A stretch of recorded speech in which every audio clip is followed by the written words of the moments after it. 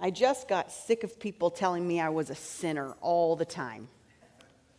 That's what one of my friends said to me when she explained to me why she was leaving her church. Because she just got sick of people telling her that she was a sinner all the time. Our atonement theory today starts with sin. It starts in the garden with original sin. And I know some of us in this room come from backgrounds like my friend, where we get sick of being told all the time that we're sinners. And when we hear concepts like original sin, we just want to roll our eyes and be like, yeah, we know. But we're going to talk about a different way of understanding original sin today. And actually, I need to tell you, I've heard this from a few preachers lately, where when people ask them when they were saved, they say, I was saved about 2,000 years ago now, sometime around 33 AD. And I really like that. But Nadia Boltz-Weber also adds that one time a sweet little old evangelical lady walked up to me and said, well, when were you saved, honey? And Nadia Boltz-Weber said, just again this morning. Just again this morning. And I got to tell you, I think I was saved just again yesterday morning, because I was finishing up this sermon before I came here to do our spring cleaning yesterday. And I was just overcome by what this atonement theory says. I was overcome by what Jesus did for us on the cross. Aaron can attest to it. I started crying. I'm like playing worship music. He is like, what happened to you? I was like, I just got saved again, Aaron. So my hope and genuinely my prayer is that I can adequately preach this theory in a way that maybe you will experience that too. It's not going to be because of the sermon might actually be quite mediocre. But I hope that the truth of Jesus and that the atonement theory will come through for us this morning, because it is pretty incredible. So the necessary starting place for this atonement theory is back in Genesis 3, kind of like what Margaret Ann was mentioning in the verses from Romans. But we're going to start back in Genesis 3 when Adam and Eve are in the Garden of Eden. And we'll do a quick recap just in case we don't remember. Adam and Eve, they're in paradise. Animals, plants, lush green landscape, plenty of water. Everything is perfect. Except the only stipulation is that they can't eat the fruit of this one tree. But one day, the crafty serpent stalks up and tells Eve that she should really take a bite of that fruit. It's really not bad. She's not going to die. Nothing's going to happen. Eve and the serpent have this little conversation, and she eventually gives in, takes the fruit, takes a bite, and hands it to her husband, Adam, who is standing right next to her. And he takes a bite of the fruit as well. And then they hide. And then they cast blame on each other. They even cast blame on God. And everything just goes downhill from there. And this is the incident. This is the first sin, the original sin. In fact, one Bible scholar calls it the catastrophic primordial event of disobedience. The catastrophic primordial event of disobedience. It was this event that led John Calvin, the father of penal substitutionary theory, which is the one we talked about 2 weeks ago, to develop his concept of total depravity, which, as it's most often understood today, it says that because of Adam's original sin, we are all born, totally depraved. There's nothing good in us. Because of original sin, we have total depravity. And I remember the first time that I ever heard this concept, a guy in college walks up to me and goes, so are you a Calvinist? So he was a friend, sort of. We were like acquaintances. And I was like, I don't exactly know what that means. And he goes, tulip. You know tulip? And I said, now you're just saying words. Like, I don't know what this is. So he explains to me that Calvinism, there are 5 points, and you can remember them with the acronym TULIP, and T stands for total depravity, that there's nothing good in us. We're all sinners because of original sin. And he goes on to tell me all the other 5 points, and then he goes, I think I'm a 2-point Calvinist. I think that's what most people are. They're 2-point Calvinists, but what are you? And I said, 2 points, sounds great. Sounds great. I don't know why we're having this conversation. I'm on my way to class. I don't even know you that well. Can we just end it? Can we just be done? So These days, though, I probably would have engaged a little bit more, and I would have given him a much different answer, starting with the fallacy that total depravity is the same thing as original sin. Because, y'all, it is not. Original sin, they say, because of original sin, we are totally depraved. There is nothing good in us, and I need to tell you, I do not buy that for a second. Before there was original sin, there was original blessing. Before humanity fell, God put God's Spirit in us and breathed God's life in us and made us in the imago Trinitas, and I do not buy the totally depraved stuff. But there is something to be said about original sin. It's not the same, but we still need to talk about it. But total depravity is not what happened with original sin. And I want you to hold that thought while we look again at what Margaret Ann said. I did not have the forethought to try to find this in a translation that was understandable. So you get to hear it from me. Actually, I did do it in the NIV because the NRSV was just a little too difficult. And I left my other Bible at home today, so this is my good, trusty Bible, and it's the New King James Version, and I did not like the way it wrote it. So here we go. This is Romans 5. We're going to do 12 through 14. Therefore, just as sin entered the world through one man, and death through sin, and in this way death came to all people because all sinned, and then a parenthetical statement. To be sure, sin was in the world before the law was given, but sin is not charged against anyone's account where there is no law. Nevertheless, death reigned from the time of Adam to the time of Moses, even over those who did not sin by breaking a command, as did Adam, who is a pattern of the one to come. Nevertheless, death reigned from the time of Adam to the time of Moses, even over those who did not sin. When Paul wrote this letter to the Romans, he definitely believes that all of humanity was impacted by Adam's sin. He definitely believes that the fall in the Garden of Eden was indeed the catastrophic, primordial event of disobedience that affected all of humanity for all of time. He's not saying that there's nothing good in us anymore. He's just saying that all of us have been affected by Adam's disobedience. And in fact, one of the ways I heard it described came from this huge book about the crucifixion that I'm reading by this biblical scholar and Episcopalian pastor named Fleming Rutledge. And Fleming Rutledge is the one who called it the catastrophic primordial event of disobedience, which I'm going to say multiple times during this sermon because it is fun. But this is how Fleming Rutledge puts it. Because of that one event, the whole consequent history of humanity has been a saga of estrangement and folly. There is no area of human personality that is not infected by sin. There is no area of human personality that is not infected by sin. This language she uses, it treats it as if it's a disease. We heard something like that last week, too. I told you all about my friend Mike, who passed away last November from leukemia. And in the end, Mike was saying that it was like his body had turned on him. Like he wasn't in control of it anymore. Like it was going on its own way and he couldn't stop it. And I recently sat with one of our church members who is in a similar degenerative situation, and he said the same thing, that it feels like his body is out of control. Like he's powerless against some of the things that are beginning to happen. And y'all, what I want us to see as we look at this theory of recapitulation today, beginning with this idea of original sin, what I want us to see is that these people aren't describing sin as the bad choices we make. That's how we tend to think about it. They aren't describing sin as something wrong that we do, as some standard that we don't live up to. What Paul describes in Romans 5 is not about our choices. It's actually about two different spheres of power. Two different spheres of power. Paul says that Adam's sin infected everything, every aspect of humanity, and actually made us subject to a separate kingdom. It made us subject to the reign of sin and death instead of the reign of God.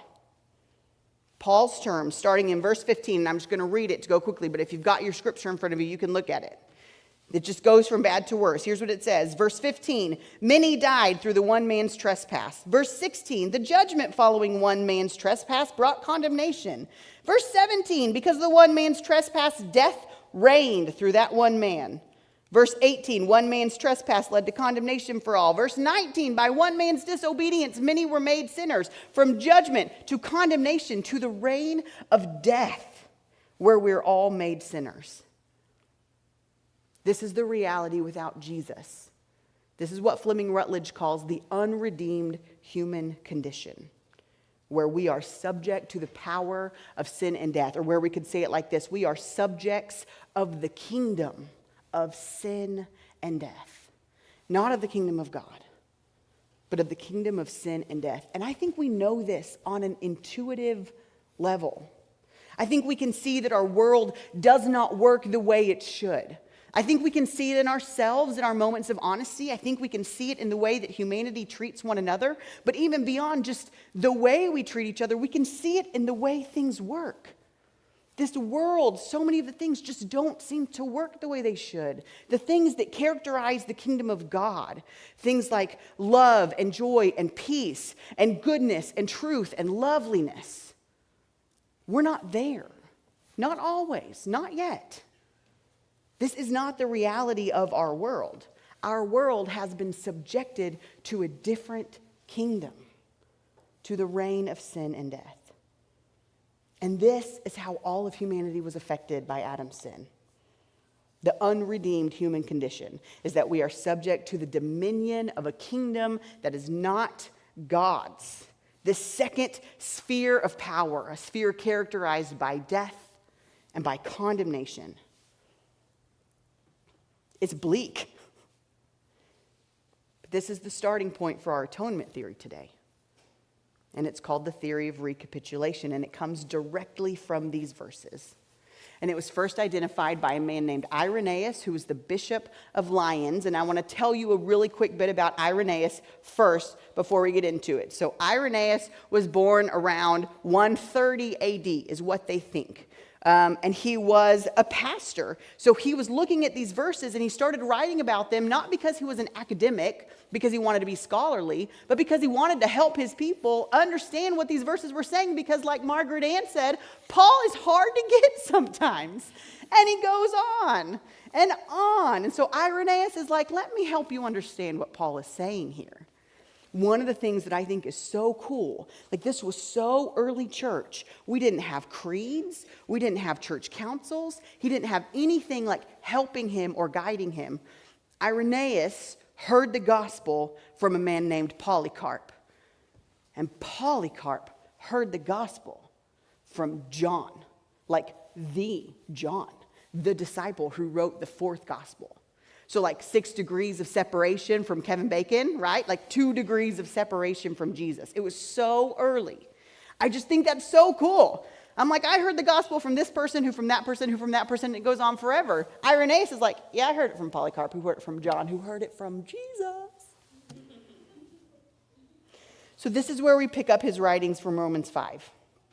After reading this chapter in Romans, Irenaeus writes that something has been lost in Adam.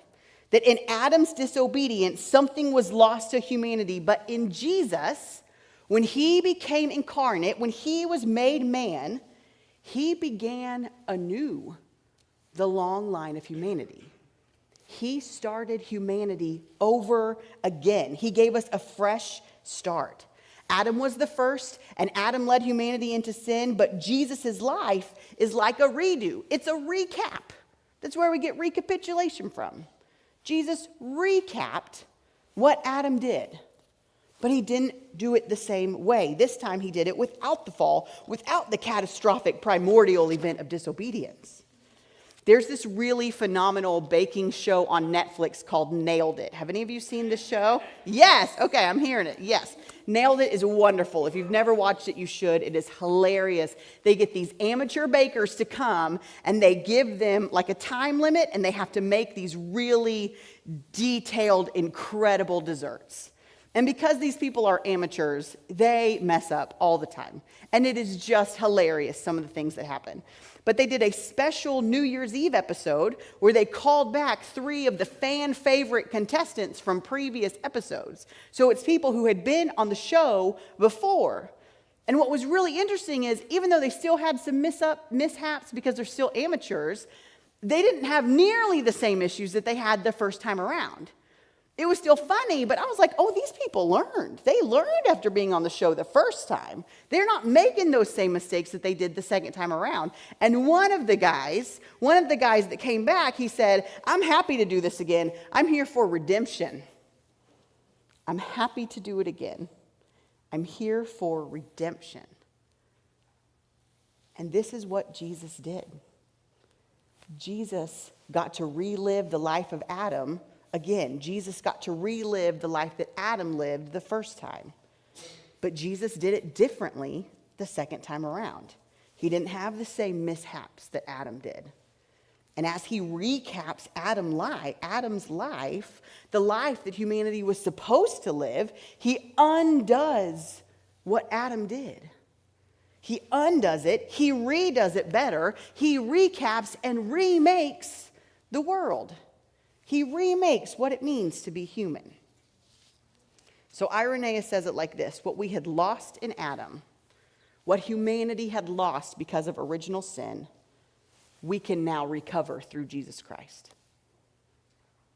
What Jesus did was recap the whole human story and did it perfectly and made humanity anew and remade the world.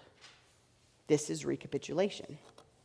And Paul makes this clear in his writings in Romans 5 too. Even with what we read earlier, where things were just going from bad to worse, Paul contrasts Adam's sin and the reign of death that it ushered in with Jesus' righteousness and the reign of life that Jesus brings. And again, let me just list them for you. Verse 17, Adam's trespass causing death to reign is contrasted with Christ's grace ushering in the reign of life. Verse 18, one trespass leading to condemnation is contrasted with one act of righteousness leading to justification. Verse 19, by the disobedience of one, meaning Adam, many were made sinners.